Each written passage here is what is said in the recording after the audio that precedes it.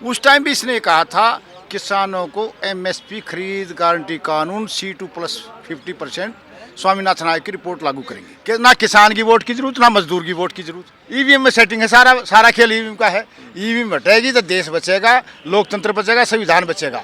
अगर ईवीएम नहीं हटी, आगे इलेक्शन का इंतजार भी बाट भी मत देखियो। गाँव के चूल्हे पर पहुँच नहीं देगा ना, गाँव में जो बूथ पर लेके जाएंगे ना, इनको पता जब लगेगा ये तो तुरंत प्रभाव से संज्ञान ले सरकार इसका, ये इलेक्शन कमीशन। जब देश का किसान आवाज उठाता है, लाठी और गोली से स्वागत किया जाता है उसका। नौजवान आवाज उठाता है रोजगार की, वो लाठी गोली से स्वागत किया जाता है उसका। डेमोक्रेसी नाम की चीज नहीं, लोकतंत्र में लोकतंत्र की हत्या की जा रही है।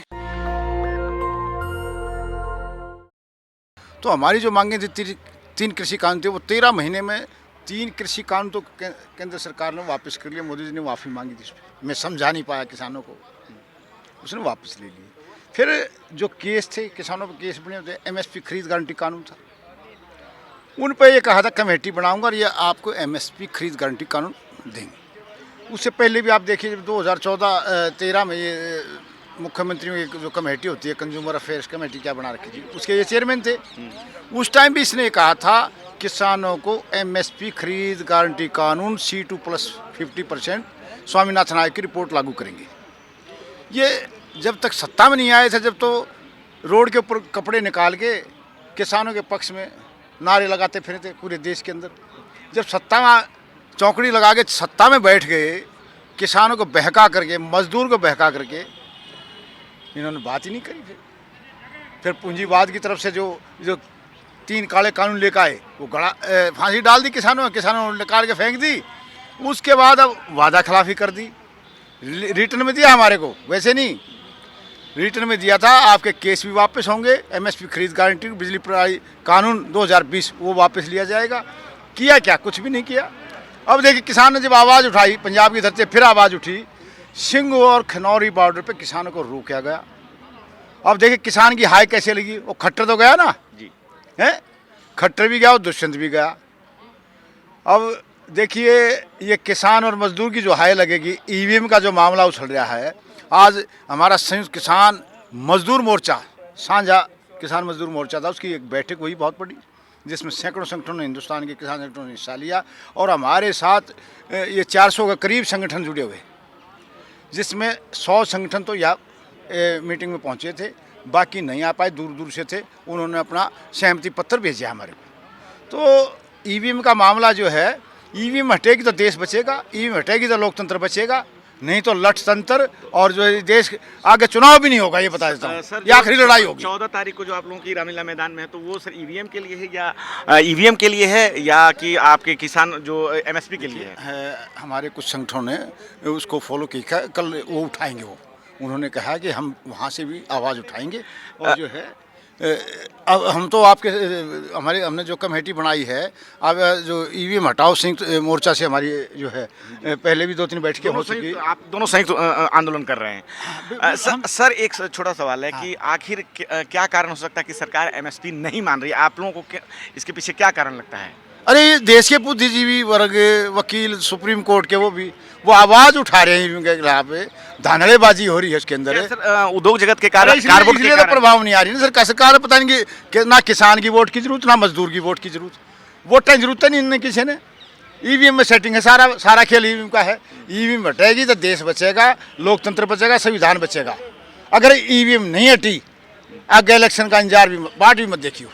और ईवीएम का किसान और मजदूर गांव के चूल्हे पर पहुँच नहीं देगा ना, गांव में जो बूथ पर लेके जाएंगे ना, इनको पता जब लगेगा, ये तो तुरंत प्रभाव से संज्ञान ले सरकार इसका, ये इलेक्शन कमीशन। अगर सरकार इस बार नहीं, बैलेट पेपर से चुनाव कराओ, निष्पक्ष चुनाव कराना चाहते हैं तो ये बैलेट पेपर से चुनाव होना चाहिए। बैलेट पेपर से भी अगर ये जीत जाए तो जनता, उनका कहना है कि हम जनता के दिल में हैं। अरे झूठे हैं ये कई ट्रेन भर के लाए हैं, रात को ले आते हैं, ये सुबह उतार देते हैं। झूठ की ट्रेन, झूठ है सारा सौदा, झूठ के ऊपर चल रहा 10 साल से ही मामला। अरे कुछ कराया है इनने, देश को गर्त में पहुंचा दिया। वो जो 50-55 लाख करोड़ था 2014 में कर्जा देश के ऊपर, आज कितना जा लिया उस पर? 200-250 करोड़, 250 लाख करोड़ पहुंच गया। कहीं डेवलपमेंट हुई है? कहीं भी नहीं। कहाँ गया वो पैसा? चुनाव आयोग में भी काफी खेल चल रहा है अभी। इस्तीफा लिया गया। एक तो ऑर्डर था दे गए जाने वो अरुण गोयल साहब ने इस्तीफा दे दिया है। अरुण गोयल साहब जो चुनाव आयुक्त हैं उनका इस्तीफा दे दिया है। उसने दे दिया, अभी तो एक बच रहा है जी। है?